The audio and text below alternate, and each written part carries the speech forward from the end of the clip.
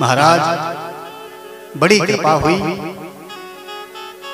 कि आपने इस श्रीमद् भागवत महापुराण की संहिता का परिचय, इसकी महत्ता का परिचय हमसे कराया है।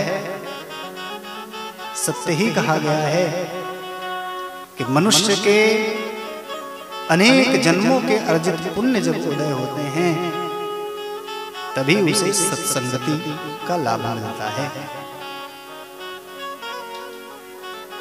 इसलिए महाराज भक्ति, ज्ञान और वैराग्य की पुष्टि के लिए मैं श्रीमद् भागवत महापुराण का आयोजन करूंगा, लेकिन कृपा करके मुझे ये आयोजन कहां करना चाहिए, कैसे करना चाहिए, इसके लिए उपयुक्त आयोजन स्थल और इसकी संपूर्ण विधि बताने का भी कृपा करें महाराज। सनत कुमार ने कहा, नारद जी आप अत्यंत विवेकी हैं, अत्यंत विनम्र हैं, ध्यान पूर्वक सुने। इस कथा का आयोजन करने के लिए गंगा द्वार समीपे तटमानंद नामकम हरिद्वार क्षेत्र में कलकल निनादिनी मां गंगा के पावन तट पर एक आनंद नाम का तट है। और ये तट इतना सिद्ध है, अनेक ऋषि तपस्वी साधु संतों की तपस्या से सिद्ध हो चुका है। ये क्षेत्र सुंदर कोमल बालू बिछी हुई है, वहीं पर आप इसका आयोजन करें। एक तो सिद्ध क्षेत्र है और इतना सिद्ध क्षेत्र हो चुका है संतों की तपस्या से कि वहां के हिंसक जीव भी आपस में बैर नहीं रखते।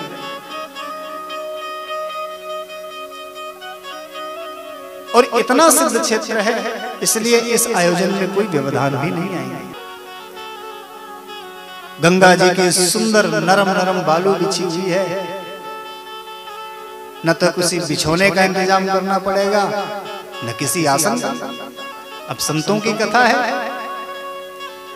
आजकल की कथाएं होती हैं तो तंबू, शामियाना, टेंट, लाइट, कितनी व्यवस्थाएं करनी पड़ती हैं। और वो आयोजन किसका है? साधुओं का। तो वहां कहां सामियाना, कहां आसन।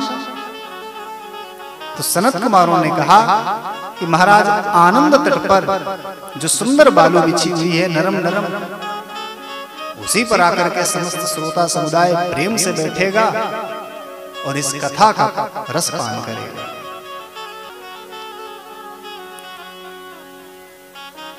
अब देखिए नारद जी की और सनत कुमारों की चर्चा कहां हो रही है? बद्रीनाथ धाम। माता भक्ति अपने दोनों पुत्रों के साथ कहां पड़ी हैं? वृंदावन में। और कथा का आयोजन कहां सुनिश्चित किया जा रहा है? दोनों के लगभग बीच में हरिद्वार।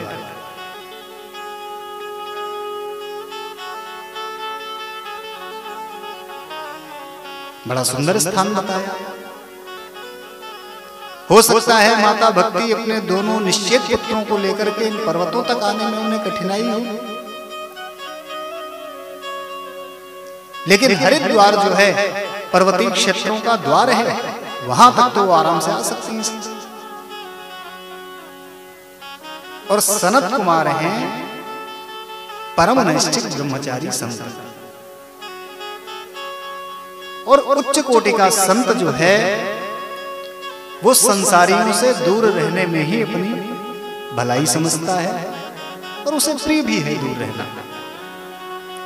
तो इन्हें आबादी बस्ती, घनी आबादी बस्ती में संसारियों के बीच में जाना न पड़े, ये सोच करके हरिद्वार क्षेत्र उनके लिए उपयुक्त रहा कि बद्रीनाथ धाम से वो थोड़ा नीचे आ जाएंगे और माता भक्ति अपने पुत्रों को लेकर के थोड़ा सा ऊपर आ जाएंगे हरिद्वार, और वहीं पर ये दिव्य आयोजन होगा।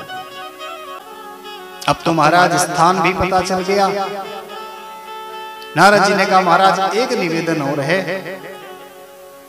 आपने हमें अनुष्ठान बता दिया, स्थान बता दिया, लेकिन महाराज इस आयोजन में हम वक्ता किसको बनाएं? और चूंकि इस अनुष्ठान के बारे में आप ही बताने वाले हैं, इसलिए कृपा करके आप ही हमारे वक्ता बन जाएं। आप अपने ही श्रीमुख से इस श्रीमद् भागवत महापुराण की दिव्य कथा का वाचन करें महाराज। अब सनत कुमार तो सत्संगी हैं, ईश्वर की भक्ति में तल्लीन रहने वाले भक्त, उन्हें यदि अपने मुख से भगवान के गुणानुवादों का गायन का अवसर मिले तो वो कब पीछे हटेंगे। सनत कुमारों ने हाँ कर दी। अब सनत कुमार को साथ लेकर के नारद जी हरिद्वार क्षेत्र पहुंचे और आयोजन की तैयारियां प्रारंभ हो गई। अब जैसे ही इस आयोजन का समाचार संत समुदाय को प्राप्त हुआ, यदा यातास्तटं ते तु तदा कोलाहलोऽप्यभूत् भूर्लोके देवलोके च ब्रह्मलोके तथैव च। जैसे इस श्रीमद् भागवत महापुराण के आयोजन का समाचार ऋषि समुदाय को हुआ, अरे महाराज कोलाहल मच गया। जितने लोग थे सभी लोग के सभी प्राणियों में अत्यंत कोलाहल हो गया और सभी इस कथा के लिए लालायित हो गए। जितने कथा के रसिक थे सभी दौड़ पड़े।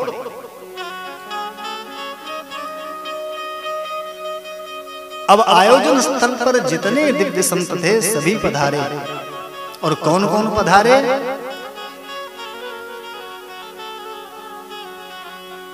भृगुर्वसिष्ठश्च वनश्च गौतमो मेधातिथिर्देवलदेवरातौ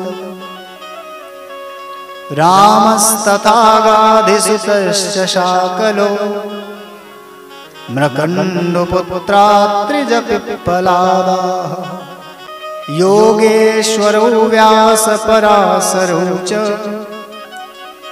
छाया शुकोजा जलजनुमुख्या सर्वेप्यमी मुनिगणा सह पुत्र शिष्या स्वस्त्रीभिरायुरति प्रणयेन युक्ता।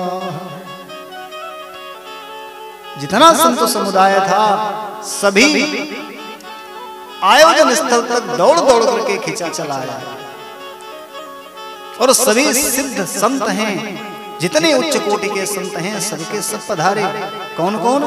महाराज भृगु हैं,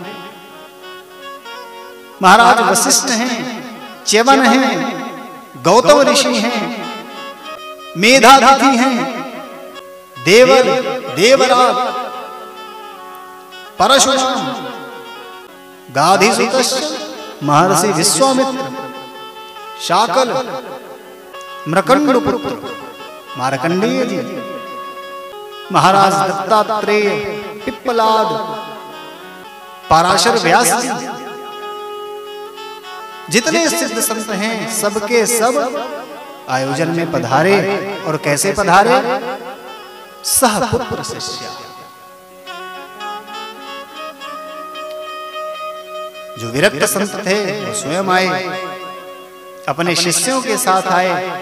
जो गृहस्थ थे वो अपने स्त्री पुत्रों के साथ आए और सब आकर के प्रेम से कथा स्थल पर एकत्रित हुए। यहां तक कहते हैं कि गंगा आदि जितनी नदियां थीं, जितने तीर्थ थे, सभी उस कथा में श्रवण करने के लिए वहां पर पधारे। सबके आने के पश्चात आयोजन के लिए दीक्षित होकर के सनत कुमार सुंदर उच्च आसन पर विराजमान हुए। नारद जी समस्त श्रोताओं ने उनकी वंदना की। सभी लोग अपने अपने स्थान पर, उपयुक्त स्थान पर बैठे। पूजन का कार्य प्रारंभ हुआ और जैसे ही पूजन समाप्त हुआ, सनकादियों ने सभी को सावधान किया। सनकादियों ने कहा कि अब हम आप सब लोगों को श्रीमद् भागवत महापुराण की महिमा सुनाते हैं।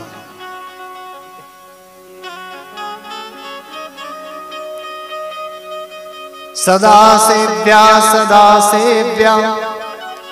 श्रीमद्भागवती कथा, यस्याश्रवण मात्रेण हरिश्चित्तं समाश्रयेत्।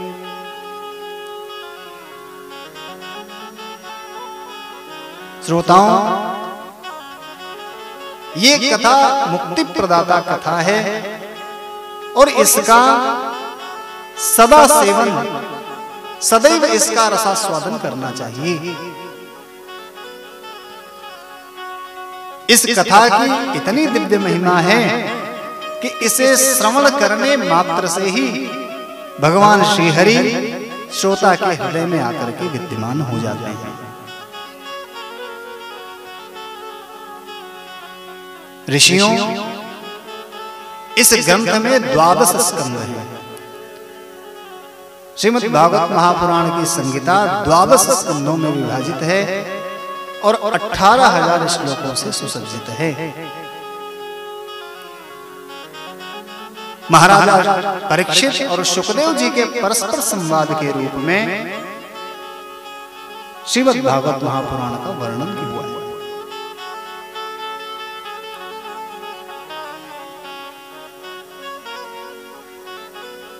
हमारा आध्यात्मिक साहित्य इतना विस्तृत है कि कोई व्यक्ति यदि अपना जीवन पर्यंत इन ग्रंथों को पढ़ने पर लगा दे, उसका जीवन समाप्त हो जाएगा। और मुझे लगता है कि उसके अनेक जीवन समाप्त हो जाएंगे, किंतु हमारा सारा साहित्य वो पढ़ नहीं सकता। समझना, उसे आत्मसात करना तो असंभव है।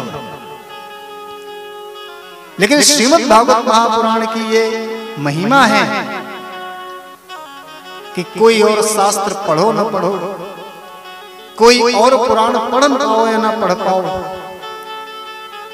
किंतु श्रीमद् भागवत महापुराण को ही मात्र यदि सुन लिया, तब भी व्यक्ति की मुक्ति जो है वो सुनिश्चित हो जाती है।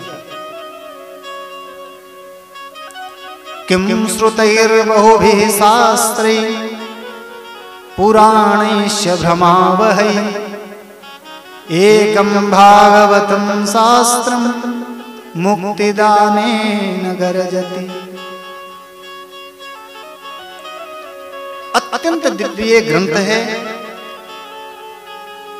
जिस घर में नित्य श्रीमद् भागवत महापुराण का पाठ होता है, कथा होती है, वो घर महाराज घर नहीं रहता है, वो तीर्थ बन जाता है।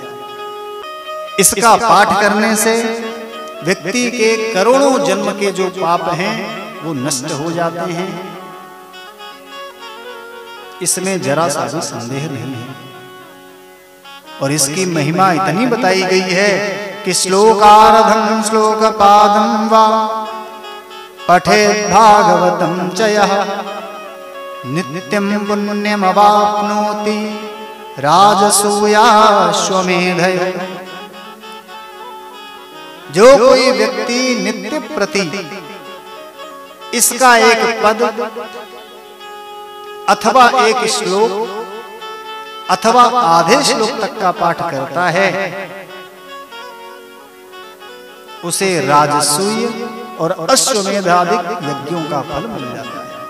इसका जो पारायण है, श्रीमद् भागवत महापुराण का जो पारायण है, वो अत्यंत निष्ठापूर्वक, नियम पूर्वक, सत्य भाषण और ब्रह्मचर्य पालन पूर्वक ही करना चाहिए। किंतु आने वाला जो समय है वो कलियुग है, और कलयुग में प्रायः ये होता है कि कोई भी व्यक्ति बहुत अधिक दिनों तक चित्त की वृत्ति को नियंत्रित नहीं रख सकता। कलयुग का प्रभाव है। और बहुत अधिक दिन की बात छोड़िए, आप विचार करिए 24 घंटों में हमारा मन कितने आयामों से गुजरता है, कितने रंग बदलता है हमारा। कभी हम अत्यंत दिव्य हो जाते हैं, कभी हम अत्यंत सौम्य हो जाते हैं, तो वही मन कभी अत्यंत कठोर हो जाता है। किसी क्षण अत्यंत हर्ष का अनुभव होता है तो किसी क्षण अत्यंत दुख। कभी दया का सागर हमारे अंदर उमड़ने लगता है और कभी यही मन क्रोध की अग्नि में धधकता हुआ अत्यंत कठोर हो जाता है।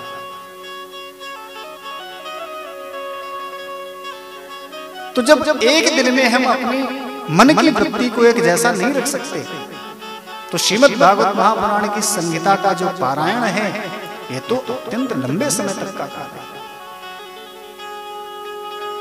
तो कलयुग का प्राणी बहुत अधिक समय तक न तो किसी व्रत का पालन करने में सक्षम है, न तो कोई संयम कर सकता है और न ही अपने इंद्रियों को अपने नियंत्रण में रख सकता है। और इतने समय तक किसी कार्य के लिए दीक्षित रहना, संकल्पित रहना भी असंभव ही है। इसीलिए श्रीमद् भागवत महापुराण के सप्ताह विधि का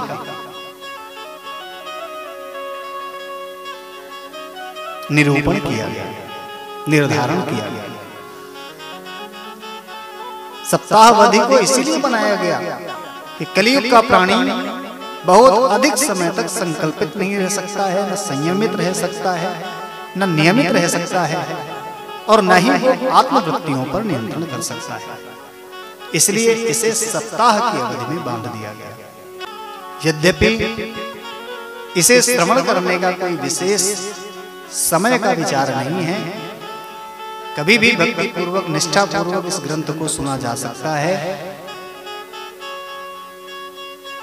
किंतु माघ मास में जो आयोजन इसका किया जाए उसका अत्यंत उत्तम फल प्राप्त होता है।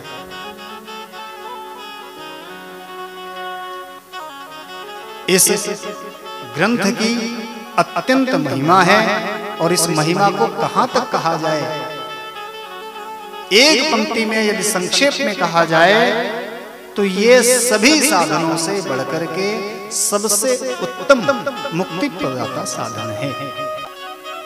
नारद जी ने प्रश्न किया, महाराज आपने श्रीमद् भागवत महापुराण को सभी साधनों से उत्तम कह दिया, क्या महाराज ज्ञान आदि साधन का ये तिरस्कार नहीं हुआ? सभी मुक्ति के साधन हैं, इसमें आप मात्र श्रीमद् भागवत महापुराण को सर्वोत्तम बता रहे हो, तो ये तो अन्य साधनों का तिरस्कार नहीं हुआ? सौनकादि ऋषियों ने कहा, नहीं नारद जी सुनिए,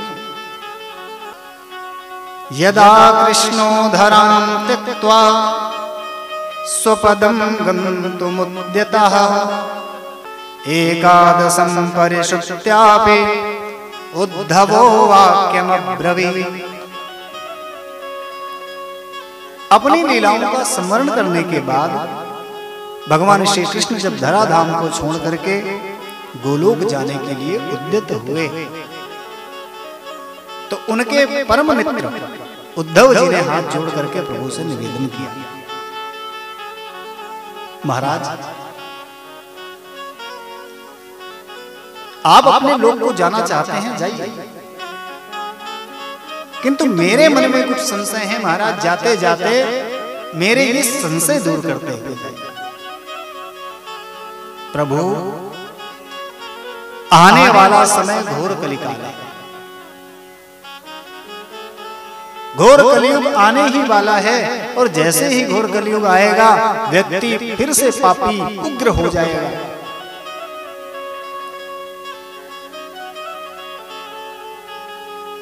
ये धरा फिर से पाप के भार से अत्यंत द्रवित हो जाएगी और महाराज तब ये पृथ्वी किसकी शरण में जाएगी?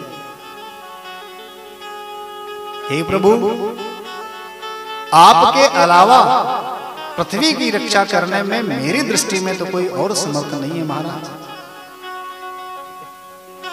इसलिए हे प्रभु, यदि संभव हो तो अपने भक्तों को आनंदित करने के लिए, पृथ्वी की पाप से रक्षा करने के लिए आप महाराज मत जाएं।